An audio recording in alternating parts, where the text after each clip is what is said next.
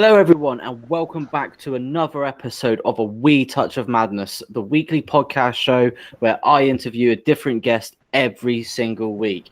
And today I have with me Tales from the Oracle. How you doing, guys? Good, and you? Nice to meet you. Yeah, awesome stuff. So, can you tell us a little bit about yourselves for the people out there who may not be familiar with who you are and what you do? We're from Montreal. We're a Montreal-based band. We've been together for about a year and a half. And with all that's going on with C-19, coronavirus, and all that, we've been working hard to put our music out, try to create some music, even though we couldn't jam together or play music together for the past year almost. So right now we've been really working hard trying to catch up. We shot a music video not too long ago that's going to be coming out soon. So, we're a hard-working band. We love what we do. We're putting our music out for everybody. So, it's all for you to enjoy. Fair enough. I like that. That was a good answer. Definitely like that. So, other than your music video that you've got coming out soon, have you got any other plans musically for the rest of the year? I think we're going to be very busy next year. We're going in the studio soon to record our new EP, and we've not been long with Rob with Enigma. We've been with them not for a long stretch of time, so everything's exploding right now. We should have an album also full length somewhere near spring or summer 2022, and shows after that. Lots of projects. Very nice. Lots of projects. So that's what I like to hear. Get yourselves busy, get yourselves out there. That's the only way to do it these days, really, isn't it? So, can you tell me what your influences are with how you got into music? I would say for myself, Suicide Silence, Slipknot for sure. Whitechapel is a big influence.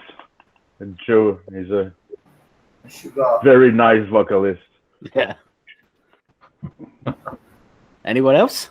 Yeah. Listens to the softest music, like I'm really into Slipknot and all that, all the hardcore shit and everything. Yeah. But, man, I'm still digging the Beastie Boys, Down, Clutch, everything that goes from some hip hop to stoner rock to southern rock, all the way to fucking heavy metal, death metal, whatever you want to call it, all the genres, everything, man. It's all good stuff, man. It's music. It's just music. I like that. You gotta listen to it, and you want influences, you gotta listen to a lot of music. Definitely. Most definitely. Me, the first person that influenced me was my dad, because he was a drummer too. Lots of musicians in the family, and I started listening to music at a very young age. Started out with stuff like, well, I'm a bit older, like April Wine and stuff like that. But afterwards, Black Sabbath, Vinny Appice, I love that drummer. It's a great influence. And Metallica, Slayer, Celtic Frost, Voivod, Iron Maiden. What drummer doesn't love our Nico McBrain? And one of my biggest influences, Trent Reznor from Nine Inch Nails. Yeah. He's was close to a god. It's funny that you mentioned Slayer, because me and my missus, we actually went to see Slayer when they played live in Glasgow for our date night when they were getting supported by Anthrax. That was an incredible night, I gotta say. And that was our date night. So your ears are still ringing? Oh, just only slightly.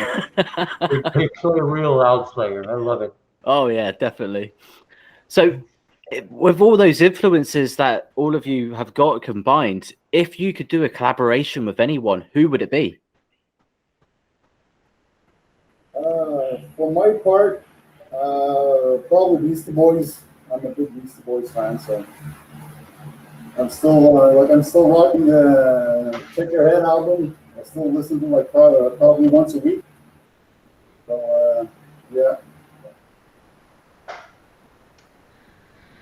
For my part, definitely Trent Reznor. Okay. The one guy. For sure, Joe Boosman from Whitechapel would be awesome.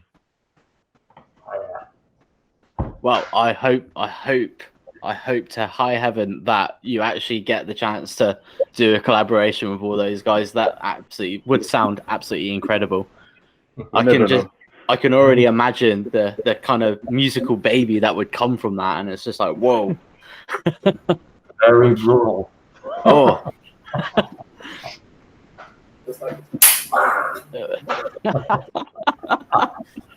just a quick slap in your face. There we go. Right, I'm prompt, ready to go for the rest of the day. Let's do this. And then the infection spreads. Yep. So what is the one message you like to give to your fans out there who might be watching this? We're there to stay. There to stay. We're just Cutthroat to the point. Be careful, because we'll be around for a little while, I think. You think? Oh, I certainly hope, because that track that I listened to, that you guys done, was absolutely incredible. Blew my mind. I actually hope for more of that in the future. That was just like boof. And for those of you at home, if you haven't heard it, I will have the link to their Spotify down in the description, so you can check it out, and then you can tell me what you think. I'd like to say something for the fans, though. Go on then. Stick around with us. We have tons of great stuff coming up, and we're gonna bring you into a nice, dark, supernatural world. It's very brutal, and it's got lots of groove and violence going on. So stick around, because there's lots of surprises coming up the next year. And we love you. And we love you. Got to put that in there. And we love you. So what is the one thing that you'd wish you had known, like now, that you would have known when you were younger before you started your music career? Just try it. Do it. Just do it. Yeah, just give it your all, man. Don't be scared to put anything out, even though you think it's not good. Someone's gonna like it somewhere, man. Exactly. That's what I've been saying for like most of my podcasts. If you don't do it, you don't know. You've got to at least give it a try. Yeah. Give yourself a chance, man. Just like I said before, it's music.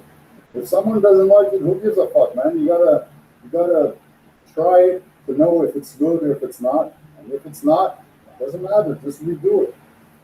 Exactly. Worst case, if you love your own music, you can listen to it. Well, that's the most important. First off, if you like what you're putting out, man, that's gold, man. Well, I suppose if you didn't like what you were putting out, it'd be kind of pointless, wouldn't it? Yeah, well, we're working for nothing. Yeah. So where can? Sorry, Dan. That's all right. No, carry on. There's the one thing I wish I knew back then is it's all about the song. It's not about ourselves. It's about the groove. It's about the people and the song, more than personal performance or anything. And I guess, well, you learn that much more in time, but it's very important. I like that. I really like that. That was good. That's actually probably one of the most thoughtful answers to that question that I've had in a long while. So I like that. So where can Should happen then. So where can people connect with you online?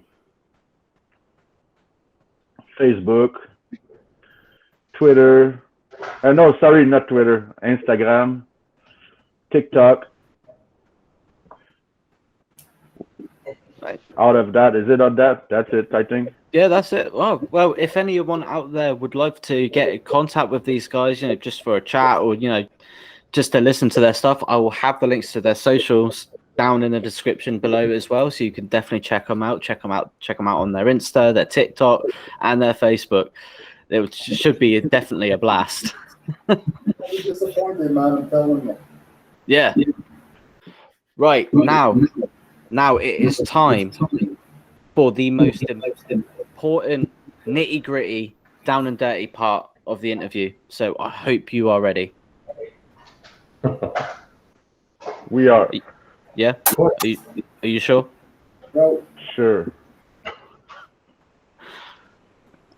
What sport would be the funniest to add a mandatory amount of alcohol?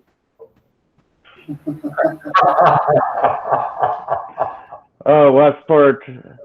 I would say, there's that new sport with the bubbles there. You play soccer in those bubbles.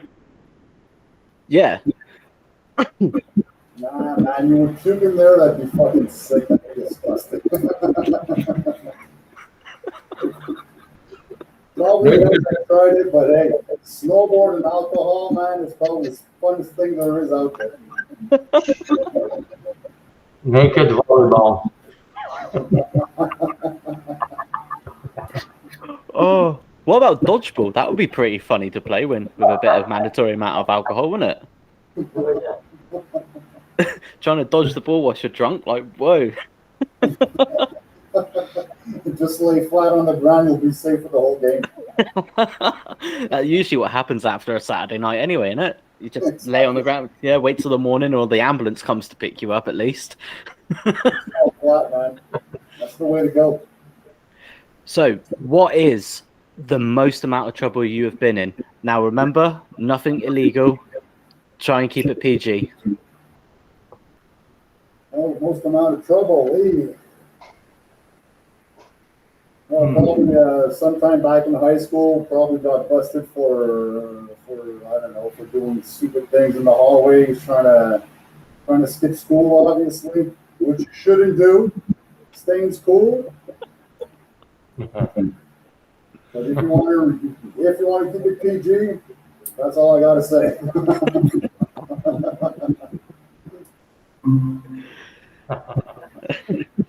Got chased around by cops with a 2-4 on my shoulder, going from yard to yard, and they couldn't catch us. Good old teen years.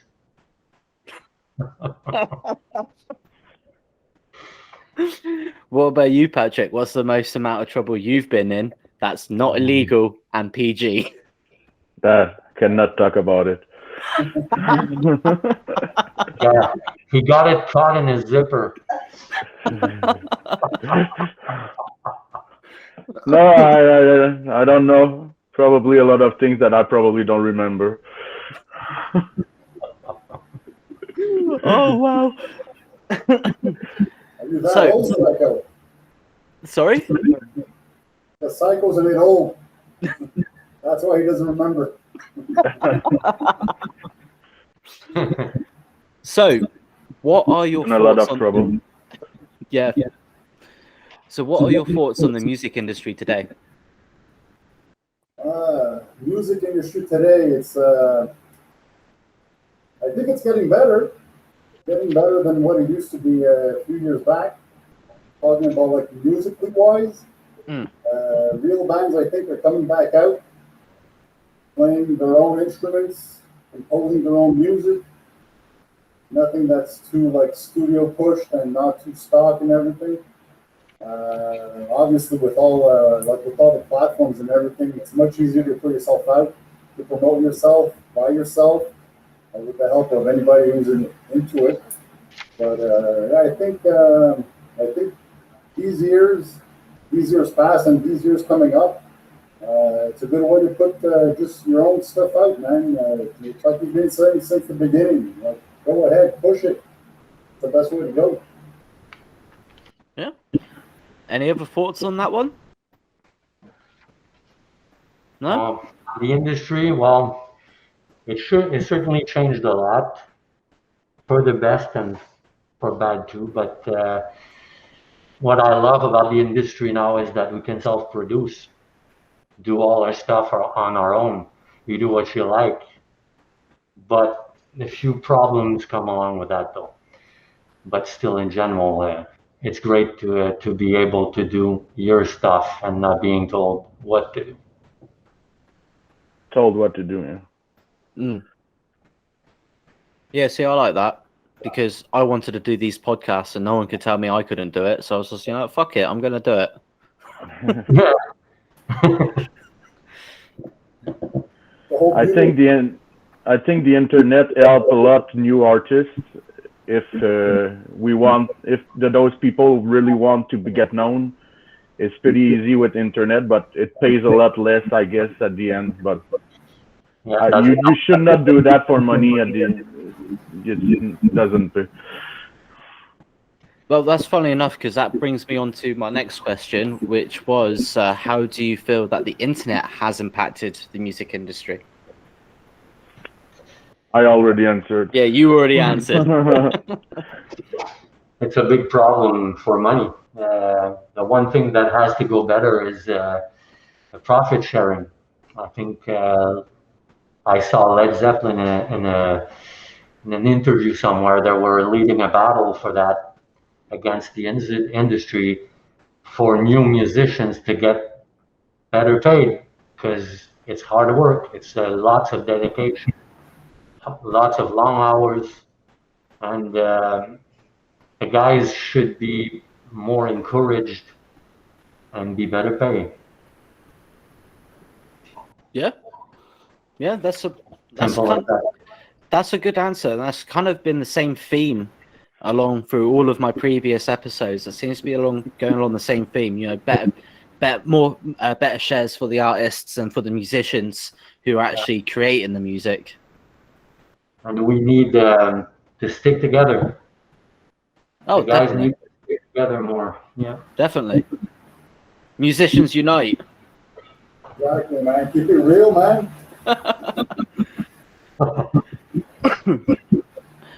So we are now coming up to the end of the podcast. So I've only got about 2, maybe 3 more questions for you. Now, this question is going to be, I can guarantee, the most important question you're going to get asked in your life. Okay?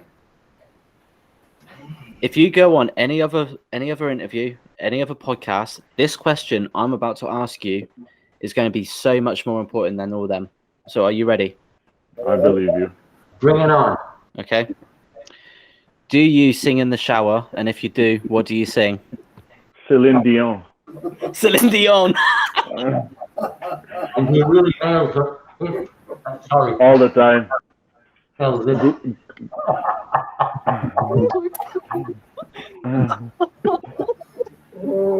Just to catch You me. know Lawrence. Fully cold. I'd like to answer that though. Okay. I'd like to answer that one. Okay. You don't want me to sing. If I sing, water doesn't go through the pipes here, and they'll even stop by internet at your place. I don't sing. It's so bad.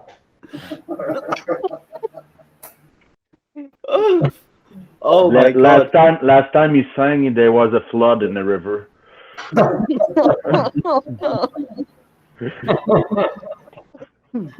Oh my God. I don't sing. No fucking way. Oh, that was the funniest thing I've heard. We need the cycle over here. He's just like. Well, have you guys had fun? Have you had fun doing this with sure. me today? Had a Yeah. blast. Yeah. Ready for some more anytime, my friend. Yeah. So you definitely want to come back on? Anytime. Yeah. Hell yeah. Well, you heard it here first then, people. Next time that we get these guys on, we are going to pass the floor to you at home. And it's going to be the same rules that apply for every single guest and every single artist. The most weirdest, messed up, most fucked up question you can think of, put it down in the comments. And next time we get them on, we will ask it to them. Don't mess it up real bad. No problem. I want to try and make these guys go, whoa, crap, did they actually say that? We got no filters. Don't worry about it. See, this is why we're getting along, because we're the same. Exactly. That's good. In the meantime, I will have the links to their Spotify and all their socials down in the description, and also the links to my Facebook and Instagram page, A Wee Touch of Madness, so you can keep up to date with the latest and greatest in what I do every week for the podcast. In the meantime, stay safe, and I will see you for the next episode. Keep it metal, man.